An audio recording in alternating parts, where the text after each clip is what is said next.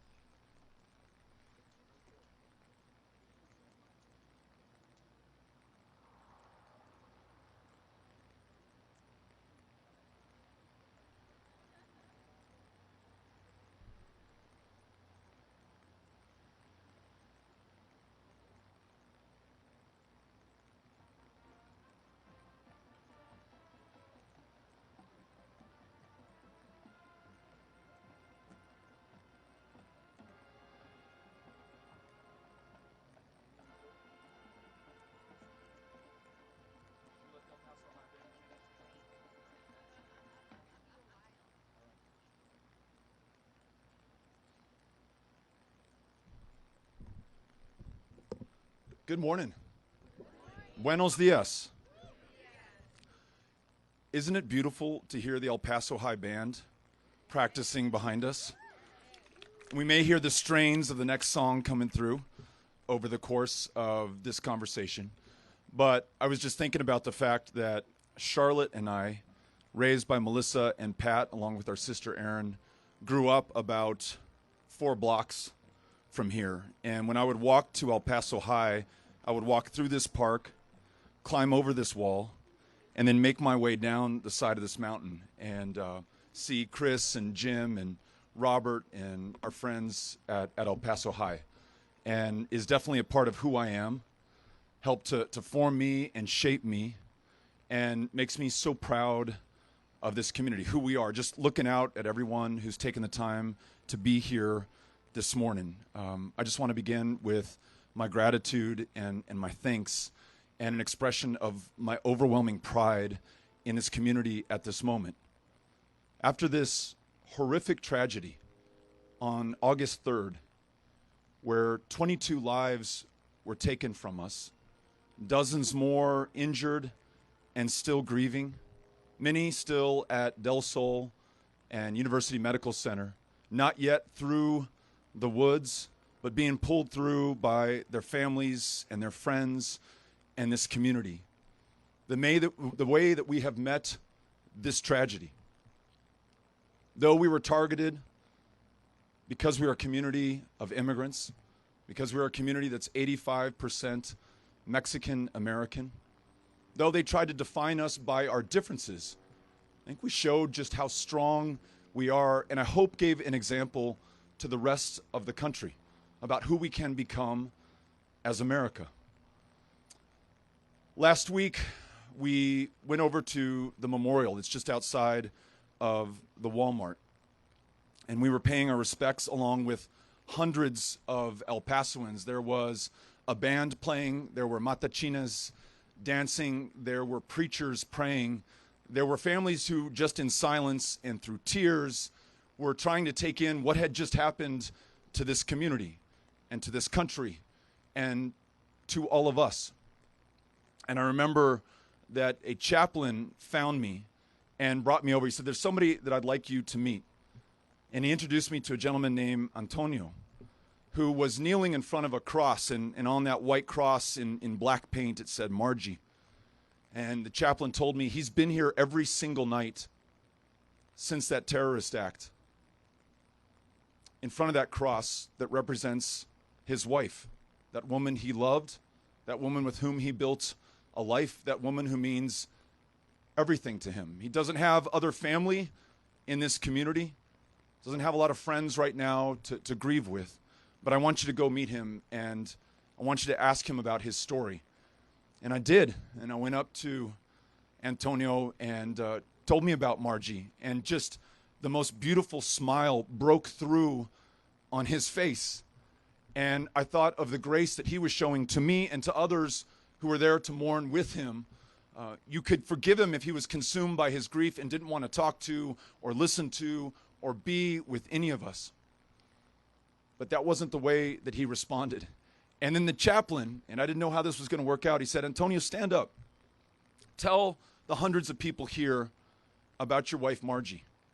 And shyly and in a voice that you almost could not hear at first, he did that. He began to tell his wife's story. And then the chaplain said, "Everybody come around. This guy needs a hug right now." And then one after another, tens, then dozens, hundreds of El Pasoans surrounded him and hugged him and put their hands on him. And he was crying, and it was so powerful and cathartic for him, for us, for this community, and for anyone in this nation who was taking the time to watch what was happening.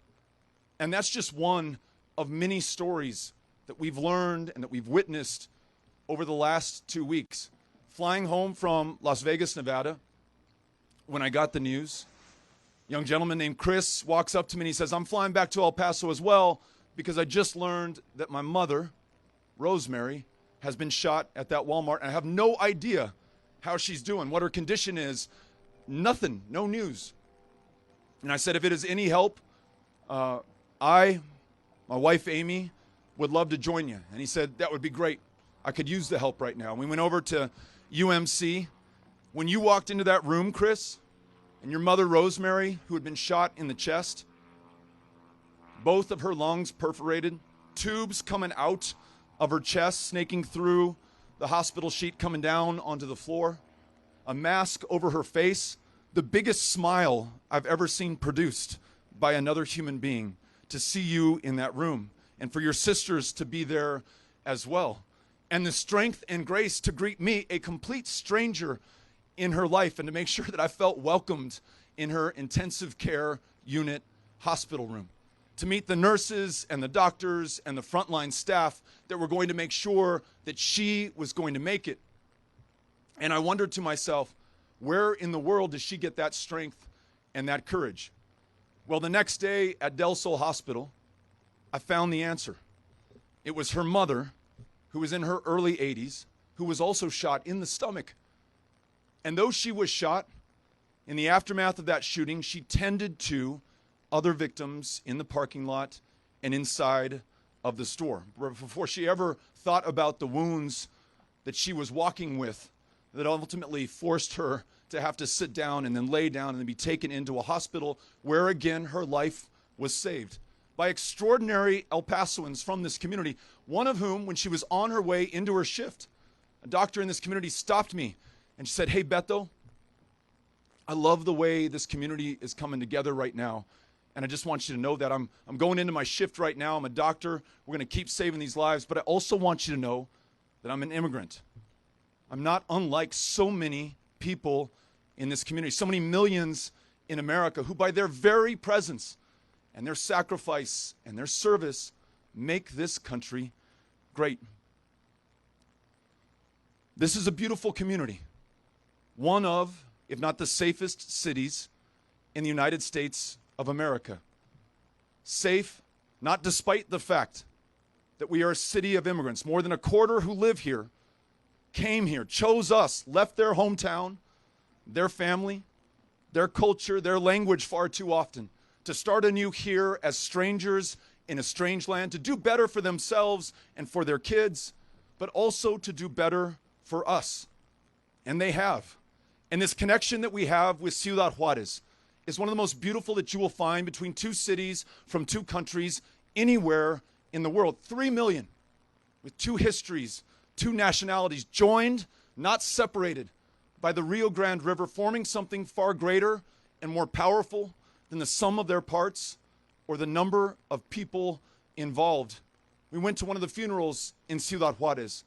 8 Mexican nationals killed on that day here in our community. And again, the grace that those survivors and families showed in the face of such adversity and pain and suffering that I can only imagine. It made us sad as well, but it also inspired us with the strength and the courage that they showed. We owe this community time to heal. We owe one another our very best as those families make it through the toughest days they've ever known, the toughest days we've ever known. But from what I've seen since August 3rd, this community, El Paso and Ciudad Juarez, is more than up to the task. There is an embarrassment of riches, of kindness and compassion and help and service in El Paso right now. You know that because you are part of that. But I think we also owe ourselves, this community, the families that have been affected, answers about why this happened here in El Paso. Answers about what it's going to take to ensure that it does not continue to happen in El Paso or in communities like ours or anywhere across the United States.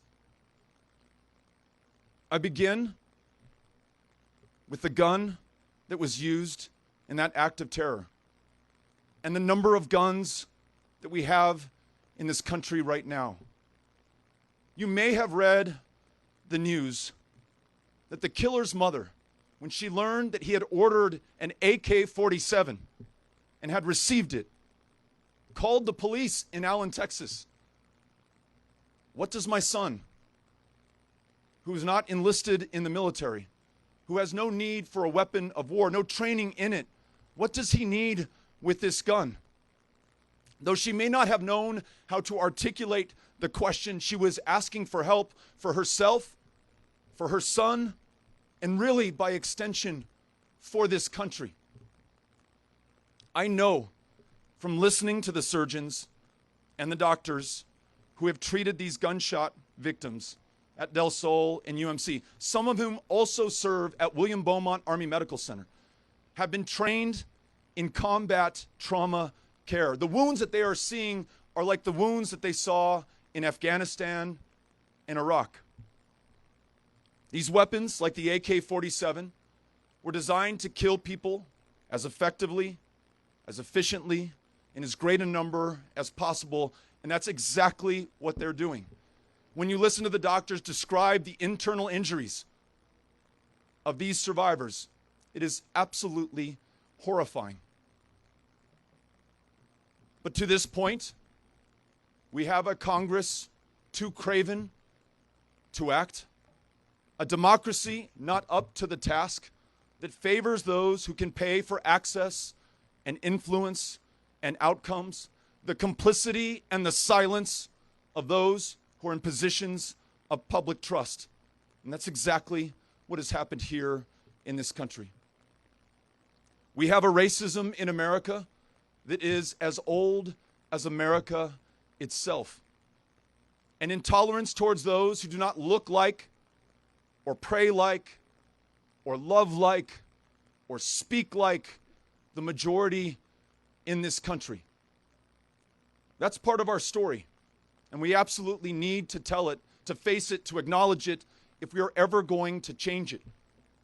But we have always tried, until now, to change that. Until this president, who so openly speaks in racist terms, who so openly favors one race, one religion, one kind of people in this country over every other kind of people in this country. Proposing to ban all Muslims, all people of one religion, one faith, from the shores of a country that is comprised of people from the world over, from every walk of life, from every tradition of faith. It's hard to imagine that it's happening in America, but it is happening in America. To tell people of color, born in this country, to go back to where they came from. To describe Klansmen and neo-Nazis and white supremacists and white nationalist terrorists as very fine people after they have marched and chanted, "Jews, you will not replace us." Someone in his maiden speech for the highest office in the land, the greatest position of power and public trust, who describes Mexican immigrants, though they commit crimes at a lower rate than those born in this country, as rapists and criminals, constantly warns through incessant repetition of invasions and infestations, and calls people human beings, and let's be clear, the most desperate and vulnerable human beings, fleeing the deadliest countries on the face of the planet, showing up here without a dime to their name, without any prospect of hope or advancement, except that they came here to this country of asylum seekers and refugees and immigrants, this country known by the Statue of Liberty. He calls them animals and predators and killers. And this May of this year in Florida, as he warns about this invasion, and he asks the question to the assembled masses, what are we going to do to stop these people? And someone yells out, shoot them. And the crowd roars their approval. In the face of that, the president signals his consent. He smiles, he laughs, he encourages more of it. Every single year for the last 3, hate crimes have been on the rise in this country. Those counties that hosted a Donald Trump rally saw hate crimes increase by more than 200%. I want to make clear to you, to us, to the country, that what he says and what he does not just offend our sensibilities or our understanding of the traditions of this great country. It changes who we are as a country. You do not get kids in cages until you've given people permission to put them in cages by calling them animals and seeking to dehumanize them. You don't lose the lives of 7 children in the custody and care of the wealthiest, the most powerful country on the face of the planet unless you have made it possible. And you do not get somebody driving 600 miles to come to this community in his manifesto repeating the very words used by the President of the United States to justify this act of terror and hatred and violence and death. And yet in the face of this, our institutions have failed us. And in this democracy, none of us can take any comfort or feel in any way superior because all of us are part of the institutions. Whether it is our legislatures, our Congress, the press, social media, they're all comprised of all of us. But they have been impotent in the face of the gravest threat that we have ever known. One that we experienced firsthand here in El Paso a week ago Saturday. It's almost as if the bigger the lie, the more obvious the injustice, the more furious the pace of this bizarre behavior, the more incapable we are of seeing it and clearly naming it and acting against it. This attack on El Paso is an attack on America. It is an attack on our ideal of what America can be. An America that has not been for so many in this country based on their race, their ethnicity, their country of national origin, their gender, their sexual orientation. As Langston Hughes said in his poem about an America that was not an America for everyone, it's the land that has never been yet and yet must be.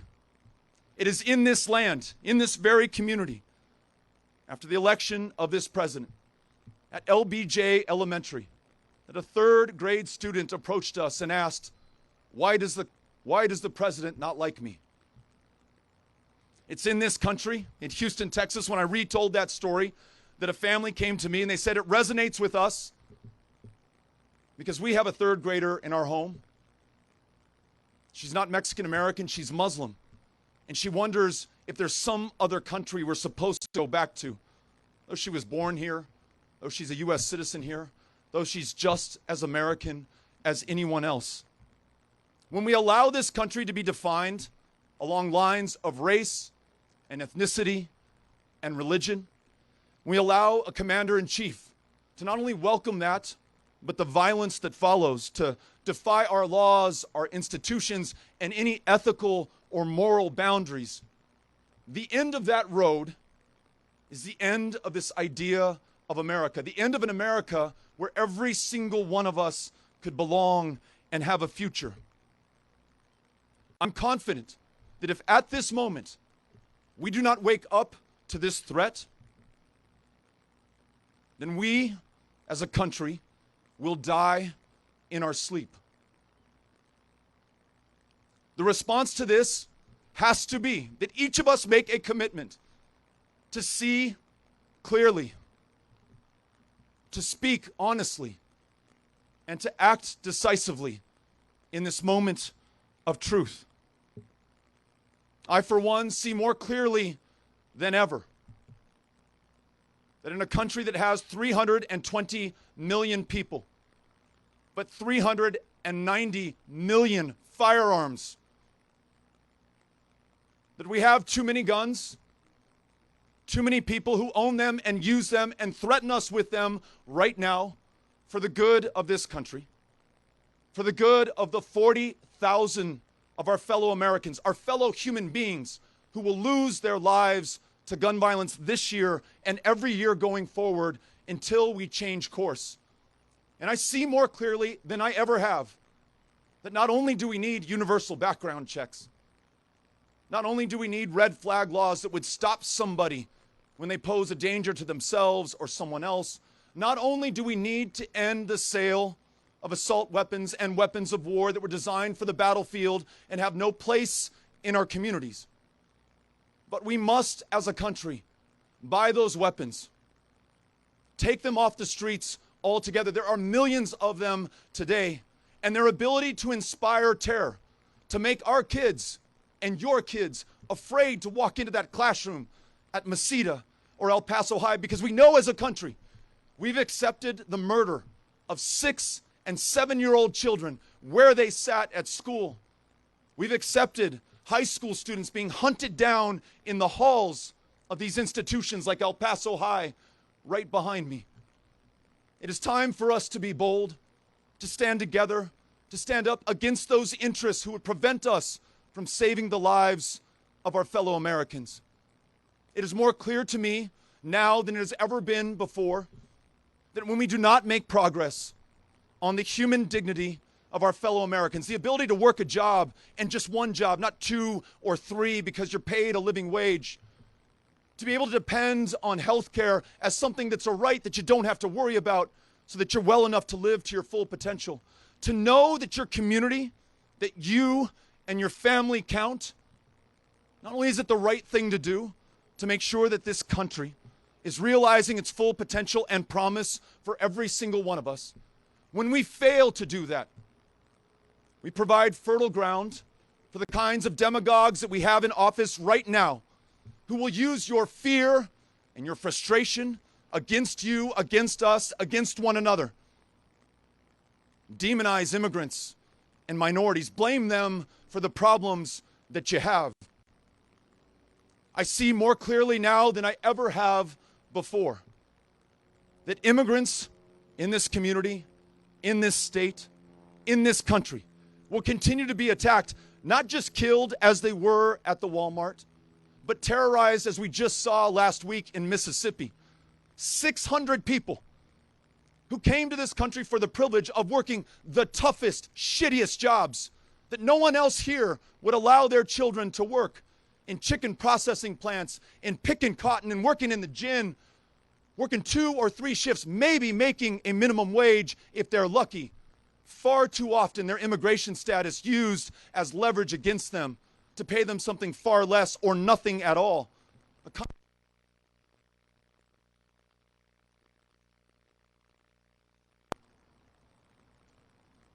This has in part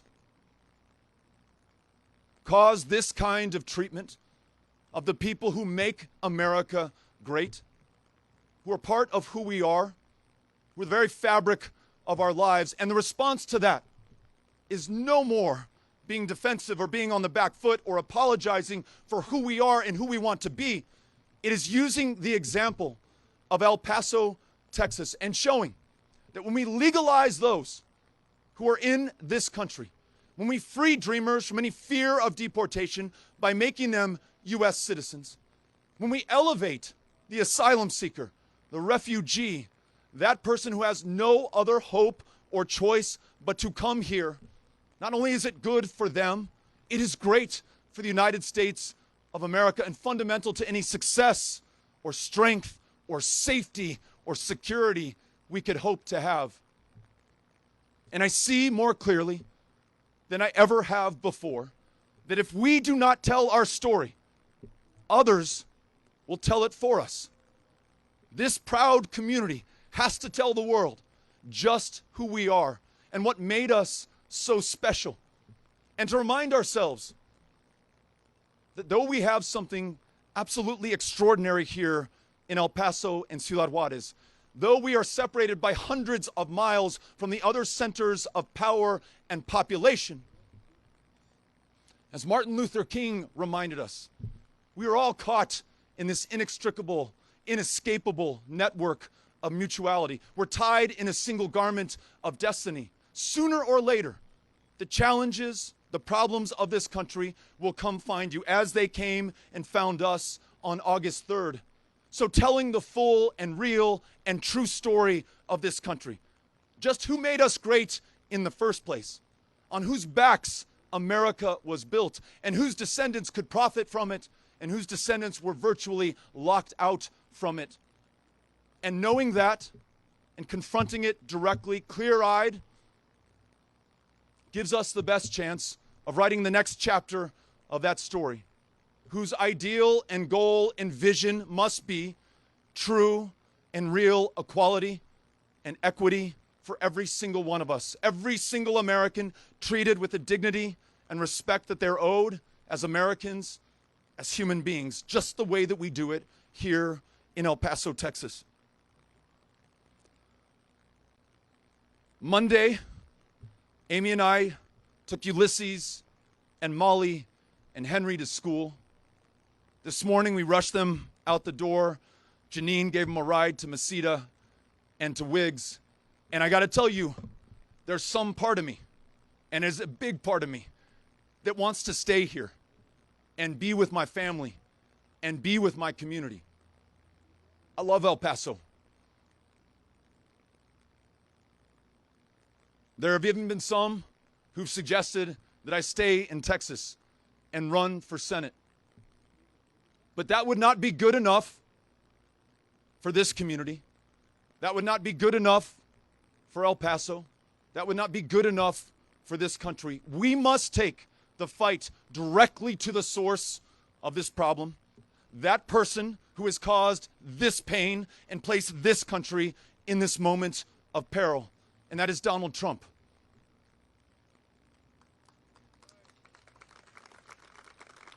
I want to be the leader for this country that we need right now and that we do not have. Someone who will not only not tear us apart, but do everything within their power to bring us together. Someone who doesn't inflame, but instead heals. Someone who doesn't work with fear, but instead hope. In other words, I want to be the kind of leader for this country that El Paso has raised me and taught me to be. But as we head back on the campaign trail today, I know there is a way. I know there is a way to do this better. And that came to me last week. Someone asked if I was going to be heading back to Iowa to go to the Iowa State Fair. Corn dogs and Ferris wheels. And I said, no, I can't go back for that. But I also cannot go back to that. The kind of challenges that we face in this country at this moment of crisis require an urgency, unless we want to reap the consequences of failing to meet them. Consequences that we lived and I hope learned from in El Paso on August 3rd. And so to those places where Donald Trump has been terrorizing and terrifying and demeaning our fellow Americans, that's where you will find me in this campaign. From El Paso, we're heading to Mississippi to be with those families who have lost a loved one temporarily, maybe for the indefinite future, because of the hostility of this administration towards immigrants. And I want to be there to help lift them up, to tell their story, to remind this country just who we are at our best. Anyone that this president puts down, we're going to do our best to lift up. And those communities, so long forgotten, counted out, not counted in to begin with, we're going to go there as well, not only to learn about their challenges and their problems, but as is so often the case, to learn from them about the solutions to their challenges and their problems, their solutions to our challenges and problems as a country, places all over the country, places like El Paso. Though we bore the brunt of this attack, of this hatred, of this violence, of this country's inaction in the face of these threats, I also know that this community holds the answers not just for our future here in El Paso and Ciudad Juarez, but for the future of this country. We see our differences not as dangerous or disqualifying, not just to be tolerated or respected, but to be embraced as fundamental to any hope we have of making it as a community, of making it as a country. I'm so fortunate to have been raised in this community, to, with Amy, be raising our children in this community, to be here right now in this community. And I just want to promise you that every single day of this campaign, I will take the courage and the kindness, the warmth, the strength, the resolve of this community with me, and I will share it with the rest of the country. Because we in El Paso, and I hope that we as Americans still believe that though we have not realized the idea of America for everyone, it is still within our grasp, and we, the people of the border, can lead the way. Thank you all for coming out here today. Thank you for what you do. So grateful to be with you. Gracias. Thank you all very, very much. Thank you. Thank you all.